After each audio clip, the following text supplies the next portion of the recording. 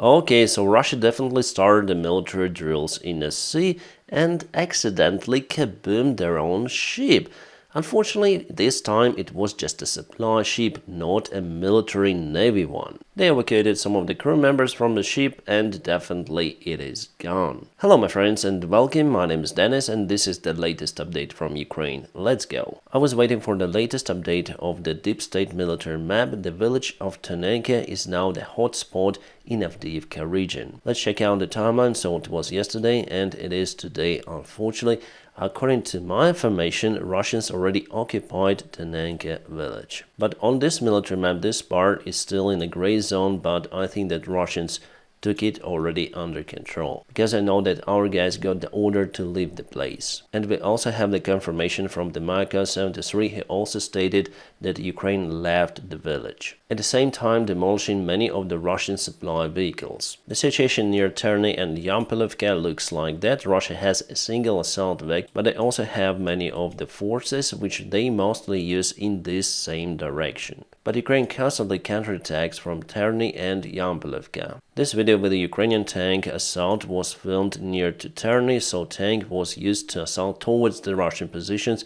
It means that Ukraine tries to perform small but counterattacks. On this thermal camera you may see the Russian BTR, and let's see what happens to it. The full video, by the way, you may check out on my Telegram channel in the video description just below. So here we go, and it just collapses to the ground. Kind of the huge mishap from the Russian driver. Probably they were drunk because the other BTR also performed the similar stuff. It went down to the water. By the way, BTRs might float and run on the water surface, partially underwater, but somehow they managed to drown this vehicle. Here's the daylight image, and this is the drowned BTR. The Russian Defense Minister Shoigu went to visit a factory which builds the munition for the Russian aviation, including the FAB 3000, so 3000 kilograms of explosives inside. It's crazy. Probably they want to use those bombs as the gliding bombs. At least they might try to do so. I think that the standard Sukhoi 34 is unable to carry this single huge unit, so they would have to use Tupolev 22 or maybe a Sukhoi 24 tactical bomber. I wouldn't say that Russia mastered this technology of the gliding bombs. Still, JDAMs are much better. But what Russia mastered is the massive production of munition. I think that at the same factory they produce the artillery shells and the mortar mines. Russia indeed is able to produce almost 2 million shells per year, so it's unimaginable for Ukrainian shell production. With the help of the Russian propaganda video, people were able to identify the exact location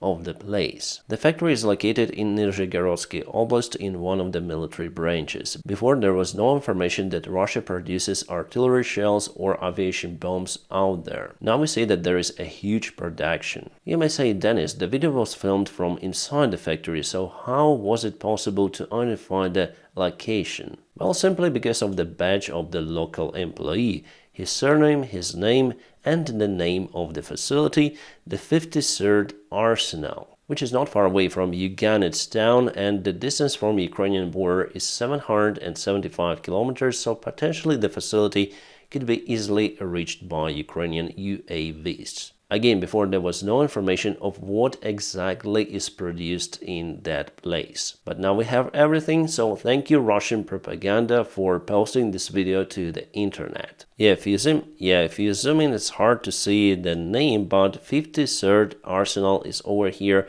You may check the image using some of the software to see more details. The 53rd Arsenal company already went under the Western sanctions, and we have the location of it and detailed description over here. They manufacture the military facilities, but now we know what they particularly do. Aviation bombs, artillery shells, mortars. It is definitely a fat target for Ukraine. By the way, yesterday I reported about the drone attacks on the Russian military airport of Engels. Yes, the kabooms were reported, but according to the latest images, all of the airplanes seems to be okay. unfortunately for Ukraine. But it's just for today. We see what happens next, since drones are easily able to target Engels airfield as well. Just remember, last year Ukraine used sophisticated Soviet-made drone which targeted the Engels airfield, causing the damages to one of the Tupolev 95. Ukraine has just few of those long-range massive drones, so it's better to use not so big drones but still capable. And this year Ukraine has those drones.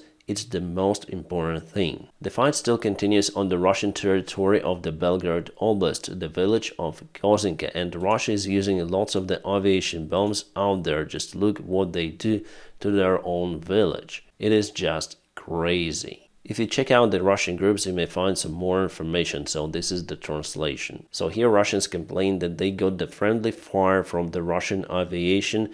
They bombed their own positions. A Russian bomber dropped a FAB, so aviation bomb, on the village of Zamostia near Gaivoran, trying to drop it on saboteurs in Kozinka. The high explosive bomb still lies at the exit of the village because sappers and rescues cannot begin to remove it from the ground. In addition, this is far from the only bomb that's fallen in the area in the recent days. It means that Russian aviation doesn't care. They bomb everything around, touching their own positions. Meanwhile, the commander of the Russian Volunteer Corps says that they are not willing to stop and they move the war towards the Russian territory to cause some of the changes inside Russia, as he says. Due to such changes, it was possible to ease the pressure of the Kremlin's military machine on other sectors of the front in Ukraine. Yes, because of the threat in Belgorod Oblast, Russia had to move some of their reinforcements from Ukraine, and it is awesome. Absolutely awesome news from the Czech Republic. They transferred all of the remaining Mi-24 attack helicopters to Ukraine. Yeah, those are the Soviet-made helicopters, but still, as for Ukraine, it is good. Russia also uses those in their army, by the way. The last night, Russia launched lots of the rockets to target Ukrainian cities, especially Kiev city. Their main target was the command center of the Ukrainian military intelligence GUR. Mostly all of the missiles were shot down, so Ukrainian air defense is still capable. But we need more missiles for our systems. The Pentagon representatives on the press conference told that Ukraine probably would have to leave some of the positions on the east and also on the south because of the lack of the military support from the United States of America. So United States military officials understand how important the new support is, but politicians play their own games. Sadly, but she is right, Ukraine would have to leave some of the places on the east, especially near to Avdiivka, to go across the river to take positions in more prepared lines of defense. And this retreatment may happen for quite a long time, for a few months during all of the summer campaign, because there is no nearby perspective for Ukraine to obtain the military support.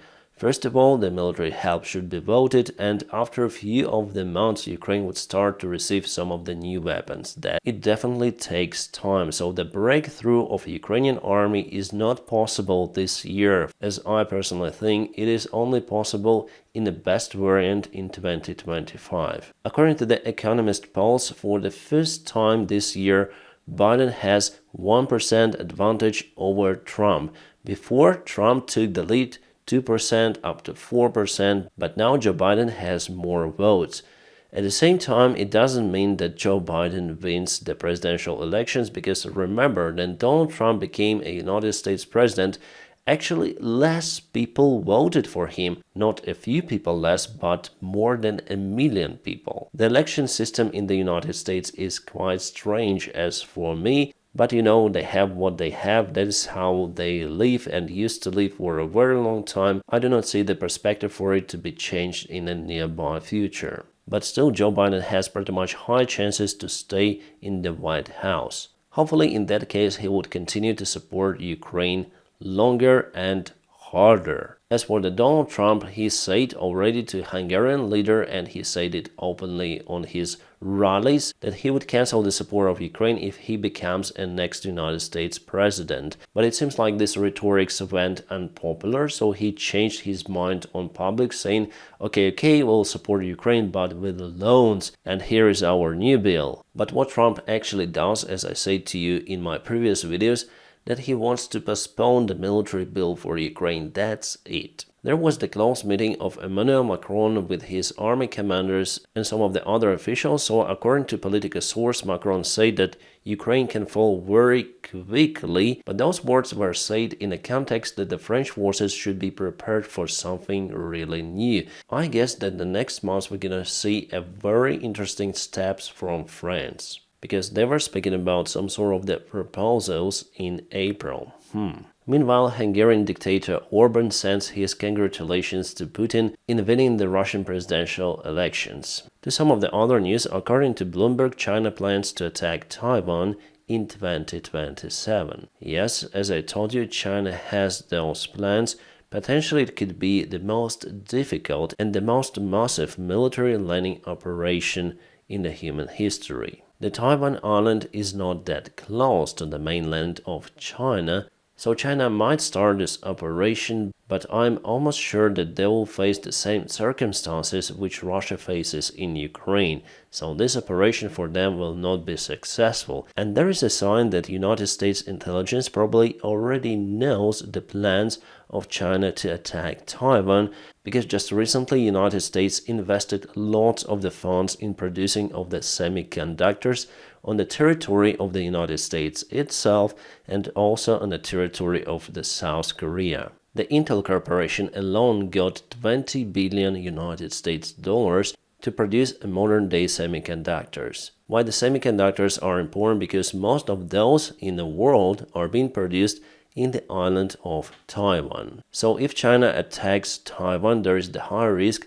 that those facilities which produce semiconductors will be just demolished or severely damaged. In its turn, it might create a global crisis for the modern-day technology elsewhere, in automobile, computer, aviation, and all of the industries, and basically all of the spheres of our commercial life. So it shouldn't be concentrated at a single point. At the same time, there is the information published in the internet that the United States of America deployed their special forces in the island of Kinmen, which is just 6 kilometers away from Xiamen city of China mainland. Kinmen Island also belongs to original Chinese territory of Taiwan, and the mainland is controlled by CCP. So if China tries to attack Taiwan, at first I think they'll take this island under control, but they're now the United States Army forces. The Yemeni Houthis agreed not to target Russian and Chinese ships which go through the Red Sea. Wow, how unexpected. We all know that Houthis are Iranian proxies, that's it. So Iran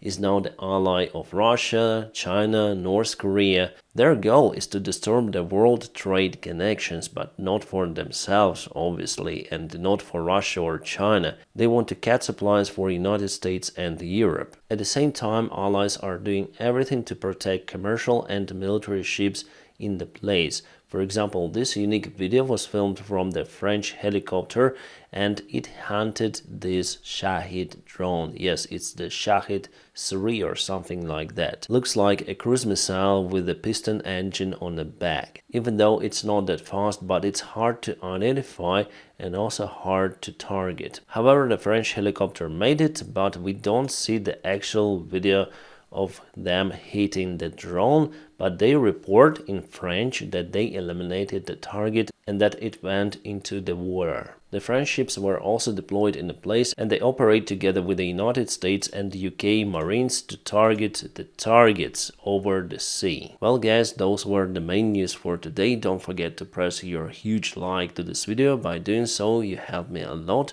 and if you want to support my job, you may check out some of the links in the video description just below. As usual, I wish you all a peaceful sky wherever you are and have a great time.